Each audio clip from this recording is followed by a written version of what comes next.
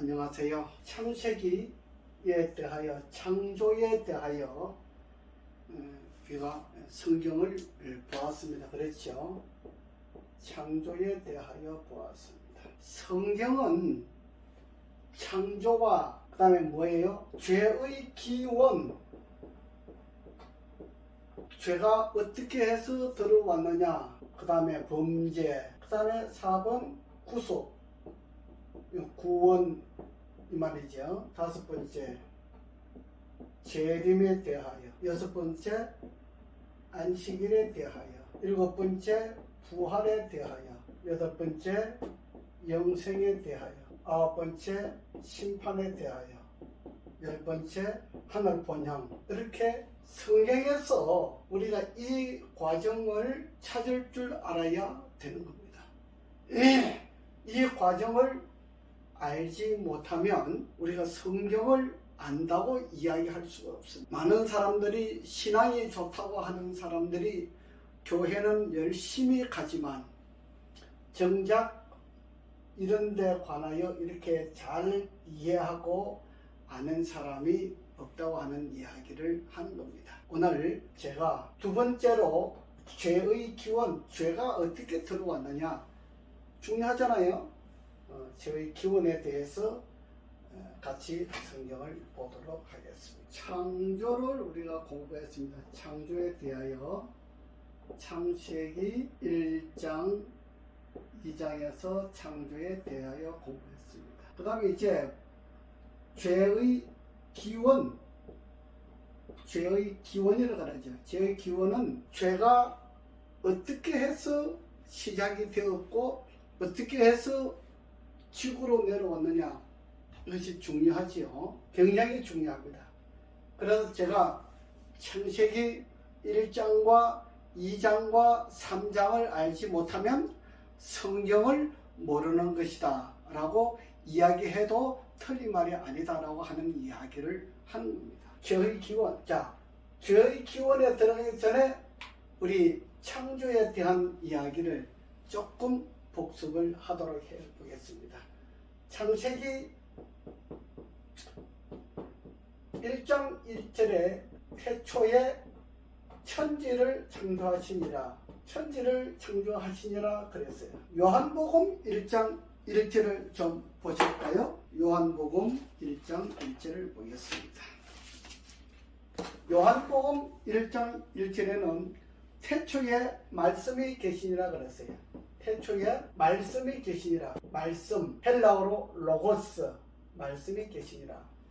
태초에 천지를 창조했다 그러고 요한복음에서는 태초에 말씀이 계시니라고는 사도 요한이 기록을 했습니다. 제 이름이 요한인 거 아시죠? 제가 이 사도 요한의 이름을 따서 요한이라고 하고 있습니다. 태초에 말씀이 계시니라. 이 말씀이 하나님과 함께 계셨으니 이 말씀은 곧 하나님이시라 그랬어요. 그가 태초에 하나님과 함께 계셨고 만물이 그로 말미암아, 누구로 말미암아? 만물이 하나님으로 말미암아 지은 바 되었으니 지은 것이 하나도 그가 없이는 된 것이 없느니라. 그 안에 생명이 있었으니 이 생명은 사람들의 빛이라. 이렇게 얘기했습니다. 요한복음 1장 1절부터 3절까지 4절까지 보면은 상당히 도움이 되겠죠. 우리가 성경을 공부할 때 자세하게 공부하는 것이 중요합니다. 만물이 그로 말미암아 지은 바 되었다 얘기했습니다. 모든 만물이 그로 말미암아 지은 바 되었다 라고 하는 이 언어는, 이 글은 다른 어떤 책에도 없습니다. 성경에만 이 말씀이 있다는 이야기를 하는 것이죠. 중요합니다. 그 다음에 제가 원본에 없는 이야기를 하기 때문에 제가 원본을 준비를 하지 않아서 대강 좀 보도록 하겠습니다. 그 다음에 시편을 가보겠습니다. 시편 33편 6절로 가볼까요? 시편 33편 6절에 보면은 여호와의 말씀으로 하늘이 지음이 되었으며 그랬어요. 뭐로? 말씀으로. 여호와의 말씀으로 하늘이 지음이 되었다. 그러니까 말씀으로 창조하셨다 그랬잖아요. 그죠? 말씀으로 창조를 하셨다. 여호와의 말씀으로 하늘이 지음이 되었으며 그 만상이 그 입 기운으로 이루었도다. 제가 바닷물을 모아 무더기같이 쌓으시며 깊은 바닷물을 곳간에 두시도다.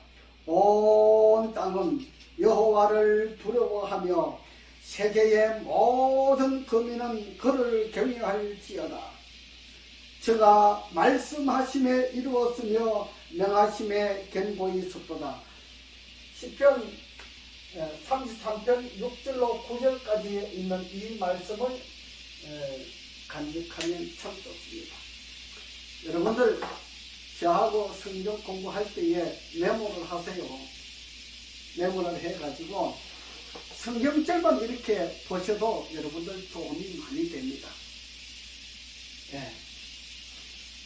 이 과정들을 이제 좀 보고 그 다음에 누가복음 10장을 좀 보실까요? 누가복음 10장 18절을 좀 보겠습니다. 누가복음 10장 18절 보면은 예수께서 이르시되 사탄이 하늘로서 번개같이 떨어지는 것을 내가 보았노라 그랬어요. 사탄 하늘에서 떨어졌다. 번개같이 떨어지는 걸 보았다. 예수님께서 누가복음 10장 18절에 이렇게 이야기하고 있습니다. 사탄이 하늘에서 번개같이 떨어지는 것을 보았다. 이 말씀을 이제 종합해서 이제 말씀을 드리려고 하는 겁니다. 그 다음에 우리 사도행전 1장 8절을 볼까요? 사도행전 1장 9절. 자, 좀 볼까요? 사도행전 1장 9절에 보면은 1장 8절부터 볼게요. 오직 성령이 너희에게 임하시면 너희가 권능을 받고 예루살렘과 온 유대와 사마리아와 땅 끝까지 이르러 내 증인이 되리라 하시니라. 그 다음에 9절. 이 말씀을 마치시고 저희 보는 데서 올리워 가시니 구름이 저를 가리워 보이지 않게 하더라. 올라가실 때에 제자들이 자세히 하늘을 쳐다보고 있는데 흰옷 입은 두 사람이 저희 곁에 서서 가로되 갈릴리 사람들아 어찌하여 서서 하늘을 쳐다보느냐. 너희 가운데서 하늘로 올리우신 이 예수는 하늘로 가심을 본 그대로 오시리라 하였느니라. 사도행전 1장 9절로 11절까지에 있는 말씀입니다. 그렇죠? 성천하는 과정을 보여주시죠. 성천하는 과정을 보여줍니다. 그 다음에 마태복음을 좀 보겠습니다. 마태복음 28장, 마태복음 23장.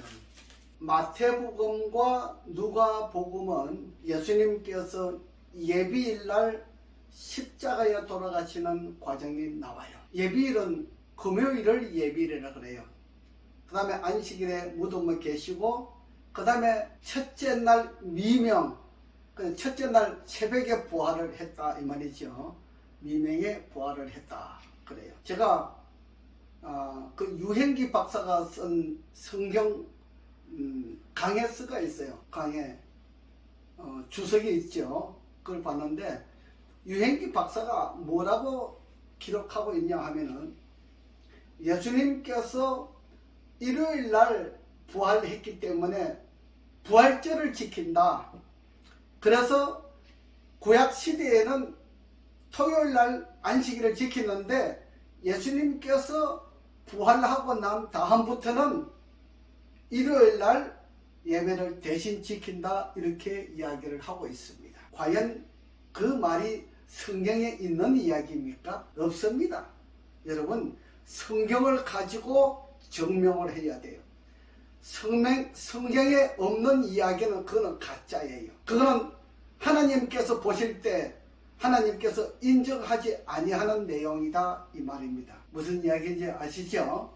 여러분들이 일요일 날을 안식일이 토요일에서 일요일로 옮겨졌다고 하는 이야기를 여러분들의 성경에서 찾으면 대단한 사람이에요. 예, 그분 따라 가시면 돼요. 근데 100년 동안 그 퀴즈를 낸 사람이 있어요. 내가 100만 불 주겠다고. 아무도 그 돈을 타간 사람이 없습니다. 그 말은 성경에 토요일날 안식일 토요일에서 일요일날로 예배일이 옮겼다고 하는 그 글자가 그 언어가 없다고 하는 이야기입니다. 중요한 이야기를 하는 거예요. 제가 왜 죄의 기원에 대해서 들어가기 전에 이 말씀을 드리느냐, 이제 중요한 과제가 나오기 때문에 그래요. 그 다음에 뭐 나중에 이야기할 것입니다만은 또 하나 짚고 넘어갈 것이 있어요. 성경에는 부활을 인정합니다. 그지요? 부활은 기독교인이면 인정합니다.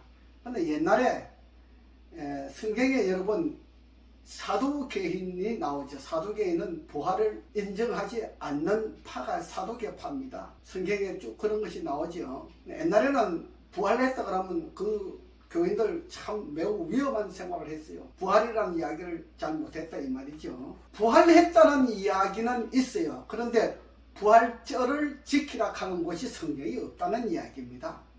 여러분 찾아보세요. 부활절을 지키라고 일요일날 예수님께서 부활했기 때문에 부활절을 지키라고 하는 그 이야기가 있는지, 성경에 그 말씀이 있는지 찾아보세요. 찾아보고 있으면 내가 가지고 있는 모든 걸 다 드리겠습니다. 모든 걸 다 드리겠습니다. 성경이 없는 걸 가지고 여러분 있다고 누가 말하는 대로 따라가지 마세요. 그것이 여러분도 거짓말쟁이가 되는 거예요. 같이 거짓말쟁이가 되지 마세요.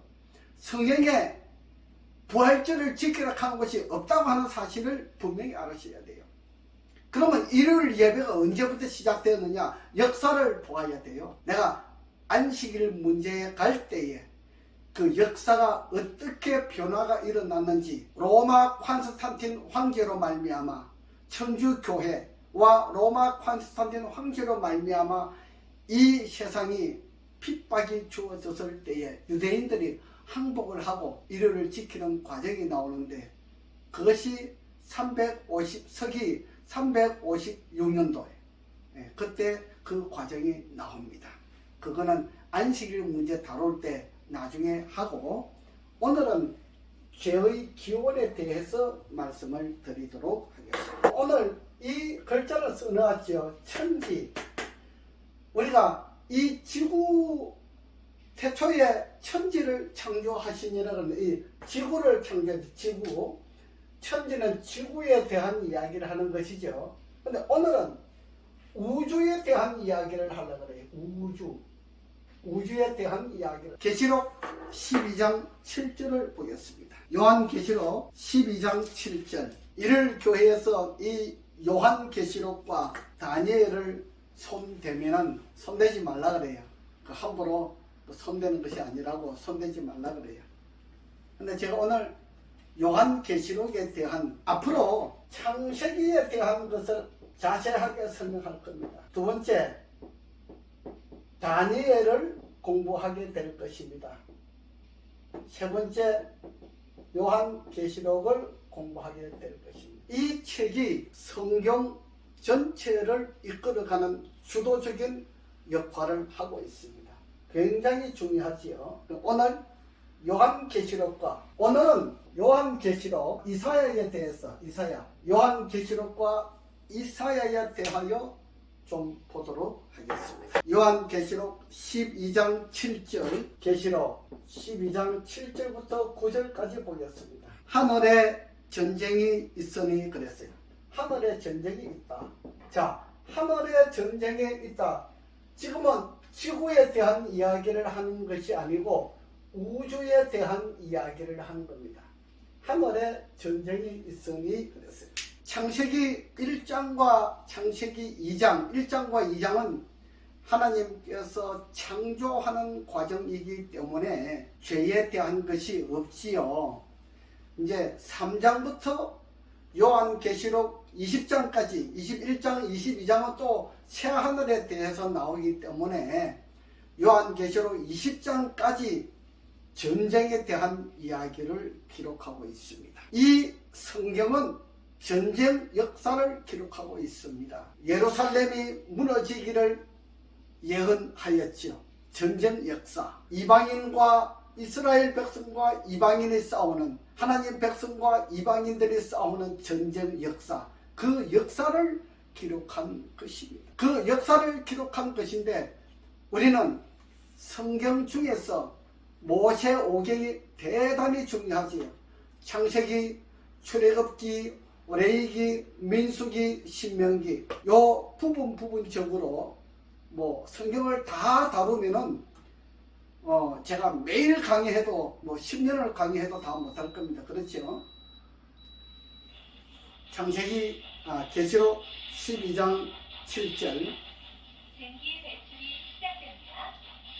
하늘에 전쟁이 있으니 미가엘과 그의 용으로 더불어 싸울세 용과 그의 사자들도 미가엘과 사자 요거 미가엘과 사자와 그 다음 또 뭐라고 그랬어요? 용으로 사자들이 용으로 더불어 싸울지 용과 그의 사자들도 싸우나 용과 그의 사자 이렇게 되는 겁니다. 미가엘과 사자 용과 사자가 싸우게 되는 과정을 이야기하고 있습니다. 그의 사자들도 싸우나 이기지 못하여 누가? 용과 그의 사자들이 이기지 못하여 다시 하늘에서 저희의 있을 곳을 얻지 못한지라. 그래서 이 우주입니다. 이거는 계시록 12장에 대한 이 이야기는 우주에 대한 이야기를 우주 하늘에 있을 곳이 없어서 어디로 와요? 지구로 오는 겁니다. 우리는 창세기 1장과 2장에서는 지구에 대한 것을 공부를 했는데 지금 요한계시록 12장에서는 하늘에 대한 이야기를 하는 겁니다. 용과 미가엘과 용이 싸워서 용이 졌잖아요. 지니까 땅으로 내쫓겼어요. 하늘에서 있을 곳을 얻지 못한지라 큰 용이 내어 쫓기니 곧 옛뱀 마귀라고도 하고 사탄이라고도 하는 온 천하를 꿰는 자라 땅으로 내어 쫓기니 그의 사자들도 저와 함께 내어 쫓기니라 그랬어요. 요한 계시록 12장 7절과 9절에서는 용과 그의 사자들이 하늘에서 전쟁을 해가지고 이기지 못하여 쫓겨나는 과정을 설명하고 있습니다. 그래서 오늘은 천지와 우주에 관한 이야기를 하는 겁니다. 이거는 하늘에 대한 이야기를 하는 겁니다. 이거는 하늘, 이거는 지구가 아닙니다. 왜? 창세기 3장에 들어가기 전에 범죄가 먼저 있었다고 하는 것을 설명을 하고 그 다음에 창세기 3장에 들어가게 됩니다. 그 과정을 알아야 되기 때문에 말씀을 드리는 것이에요. 그래서 이 하늘에서 전쟁이 있었다 이 말을 지금 하고 있습니다. 그러니까 하늘에 전쟁이 있었다. 그 다음에 두 번째 이사야를 본다 그랬죠. 이사야 14장을 시편 잠언 이사야 14장 12절부터 17절까지 보겠습니다. 너 아침의 아들 계명성이여 너 아침의 아들 계명성이여 그랬어요. 어찌 그리 하늘에서 떨어졌으며 너 열국을 엎은 자여 어찌 그리 땅에 찍혔는고 내가 내 마음에 이르기를 내가 하늘에 올라 하나님의 뭇별 위에 나의 보좌를 높이리라. 뭐라 그랬어요? 하늘 뭇별 위에 나의 보좌를 높이리라. 지금 마귀가 그렇게 이야기하는 겁니다. 내가 북극 지폐의 산 위에 좌정하리라. 가장 높은 구름에 올라 지극히 높은 자와 비기리라 하도다. 뭐라 하세요? 가장 높은 구름에 올라 지극히 높은 자와 비길이라 하도다. 그러나 이제 내가 엄부 곧 구덩이의 맨 밑에 빠치우리로다. 너를 보는 자가 주목하여 너를 자세히 살펴보며 말하기를 이 사람이 땅을 진동하며 열국을 경동시키며 세계를 황무케 하며 성읍을 파괴하며 사로잡힌 자를 그 집으로 놓아보내지 않던 자가 아니뇨 하리라. 이사야서의 전쟁에 대한 이야기가 많이 나옵니다. 그러죠. 부활 후에 일어나는 그 사건들, 부활 후에 사람들이 죽고 나면 산에도 버리고 바다도 이렇게 뼈를 갖다 다 갈아가지고 버리고 뭐 화장해서 버리고 이렇게 다 하잖아요. 그러면 하나님께서 오실 때 어떻게 부활하겠습니까? 이렇게 질문하는 사람이 있습니다. 당연히 있지요. 우리 사람이 이해를 할 수 있도록 하나님께서 역사하는 것이 아니고 전지전능하신 분이라고 그랬잖아요. 무소부재하신 분이라고 그랬잖아요. 하나님의 속성은 전지전능하신 분이시고 무소부재하신 분이에요. 사람이 불에 태워가지고 갈아가지고, 제가 그 화장장에 한번 가봤는데 정말 징그럽더라고요. 말만 들어도 징그러워요. 태워가지고 그걸 또 갈아가지고 사람을 태우면요 한 번 더 죽는데요. 통증이 있다고 하더라고요. 한 번 더 죽는다고 하더라고요. 그 일하는 사람들이 그냥 뼈가지를 그냥 망치를 가지고 주디를 부셔가지고 갈아요. 여러분, 갈아가지고 버리는 것도 보통 일이 아니에요. 그렇게 다 버렸는데 어떻게 부활할 때 다 모아가지고 사람으로 만들어놨느냐?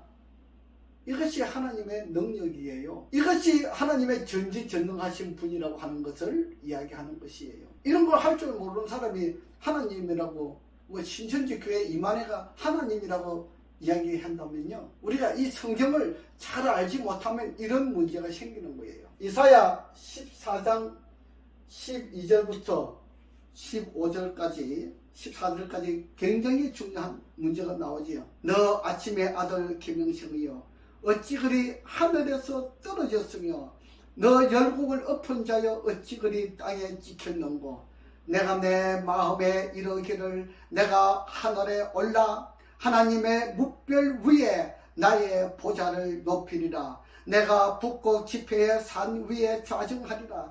가장 높은 구름에 올라 지극히 높은 자와 비길이라 하도다. 이것이 마귀가 가지고 있는 정체입니다. 아까 제가 누가복음 10장 18절에서 예수님께서 보니까 사탄이 하늘에서 번개같이 떨어지는 것을 보았다 그러셨잖아요. 그렇죠? 우리 지구가요, 이 태양계 안에 우리는 태양과 지구가 있잖아요. 태양과 지구의 이 관계를 우리가 한번 좀 또 보면 이 하늘이 얼마나 웅장한 것인지를 좀 이해할 수가 있습니다.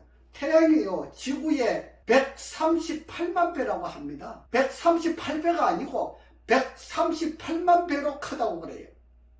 태양이 어마어마하지요. 빛의 속도로 1년 동안 가는 거리를 1광년이라고 그랬잖아요. 빛의 속도로 1년 동안 가는 시간, 그 거리를 1광년이라 그래요. 그러면 목성과 화성과 수성, 금성 이런 데는 지구에서 그렇게까지 가는 거리가 얼마느냐? 빛의 속도로 800광년이라 그래요.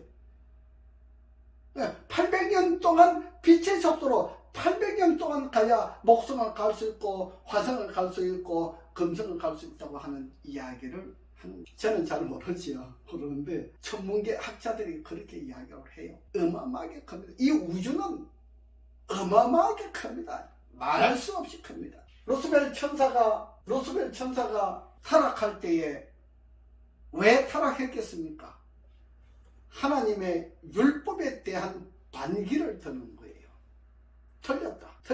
하나님의 율법에 대해서 틀렸다. 이렇게 하면 안 된다. 고쳐야 된다. 자기 편한 대로 고쳐야 된다. 이렇게 이야기를 하는 거예요. 율법 싸움이잖아요. 지금 그러면 이 지상에서 어떤 싸움이 일어날 것이냐? 앞으로 율법 싸움이에요. 율법 싸움은 어디에서 일어나느냐? 안식일을 문제 가지고 율법 싸움이 일어날 것이에요. 안식일을 지키느냐 안 지키느냐 전쟁이 일어날 것이에요. 이 마지막 세상은 안식일과 다른 날 예배 드리는 사람과의 싸움이 전쟁이 일어날 것이에요. 그것이 오늘날 이 세상 마지막 아마겟돈 전쟁을 준비하고 있는 것입니다. 제가 아마겟돈에 대해서 이야기를 한다 그랬지요. 대단히 중요한 이야기가 남아 있습니다. 자, 제가 왜 예수님께서 성천하신 것을 보여드렸느냐 하면은, 우리가 빛의 속도로 화성을 가고 목성을 가고 금성을 가는 것도 빛의 속도로 800년이 걸리는데, 예수님께서 사도행전 1장 8절 9절에 보면은 성천하시는 장면이 나오잖아요. 이해가 안 되지요. 바로 예수님께서는 하나님의 자리로 가게 되는 과정을 보여주고 있습니다. 이 어마어마한 큰 이 은하계가 10만 광년이라 그랬잖아요. 빛의 속도로 10만 년 동안 가는 거리를 10만 광년이라 그래요. 이 은하계가, 그런데 이 우주에 이 은하계가 수천 개 있다. 한 개, 두 개 있는 게 아니고 수천 개 있다. 근데 이 우주가 얼마나 광활한지 이거 인간으로서는 표현을 할 수가 없는 것이에요. 이 죄가 이렇게 해서 하늘에서 전쟁을 일으켜서 죄를 지은 사람이, 죄를 지은 피조물이, 루스벨 천사가 그 무리들을 데리고 내려와야 되는데 갈 곳이 없잖아요. 그래서 지구를 내려오는 것이에요. 그것이 창세기 3장에서, 그래서 아담과 하와가 동산에 있는데, 이 나쁜 사람들은요, 우리가 일반적으로 그래요. 나쁜 짓을 하는 사람들은 그 속에 음흉함이 들어있어요. 감추어요. 밖으로는 양처럼 보이고 속으로는 호랑이가 들어앉아 있어요. 그래서 모의를 하는, 몰래 숨어서 정치를 하는 거예요. 여러분, 이 세상이 움직여 나가는 것도 이 세상 주관자들과 관리들이 이 나라 백성들을 위해서 얼마나 준비를 많이 하고 노력을 많이 하는지를 알아야 됩니다. 근데 우리가 이 세상에 살면서도요, 이 나라의 지도자들과 주관자들을 위해서 기도해야지, 막 불평불만하는 사람들은요, 이거는 믿음을 가지고 있는 그리스도인이 아니라고 합니다. 믿음을 가지고 있는 그리스도인이면요, 적어도 이 나라를 관리하고 있는 통치자들과 그 관리들을 위해서 좀 더 잘 할 수 있도록 기도를 해요. 여러분, 다니엘이 바벨론의 포로 잡혀가서 불평불만했습니까? 기도를 많이 했습니다. 정말 하나님의 백성들은 기도를 많이 해야 되는 거예요. 쓸데없는 말 많이 하지 마세요. 바로 루스벨 천사가 타락하는 것도 쓸데없는 짓을 한 거잖아요. 자기 마음대로 생각을 한 거예요. 오늘 이 세상에 있는 모든 사람들도 쓸데없는 짓을 하지 마세요. 나라에 반기를 드는 사람은 그거는 나라에 좀도둑이 되는 거예요. 그거는 나라에 좋은 사람이 되지 못하는 것이에요. 우리가 나라의 통치자들과 나라의 관리들을 위해서 기도해야 됩니다. 여러분, 내가 통치하면 그런 소리 안 할 것 같습니까? 내가 통치를 해도 지금 통치를 하고 있는 사람의 자리를 바꿔서 내가 통치를 해도 나도 그렇게 할 겁니다. 여러분들이 통치를 한다고 하면 그렇게 하지 않을 것 같습니까? 아닙니다. 그것이 잘 안 되는 사람들이 불평이 많고 불만이 많은 것입니다. 여러분, 불평 불만을 가지는 사람들은요, 하늘 법칙에, 하늘의 원칙에 맞지 않습니다. 이 세상에서도 불평 불만을 많이 하는 사람은요, 하늘 본향, 하늘나라에, 하늘 본향에 갈 수 있는 자리가 위태합니다. 자리가 보존될 되기가 어렵다고 하는 이야기를 하는 것입니다. 오늘 이 세상에서도 불평 불만 없이 다니엘처럼 이 나라를 위해서 기도하고 하나님 백성을 위해서 기도하는 사람이 되어야지, 불평 불만을 하는 사람은 이루어 나가는 것이 하나도 없습니다. 이 세상에 불평 불만하는 사람들은 이 세상을 파괴하는 사람들이에요. 하나님의 백성들은 절대 불평 불만을 해서는 안 됩니다. 알으셨죠?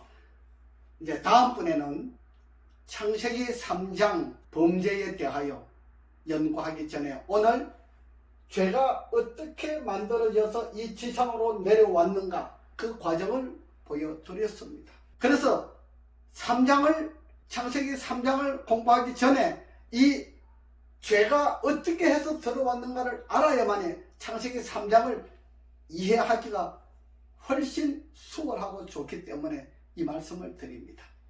오늘은 여기까지 하겠습니다. 감사합니다.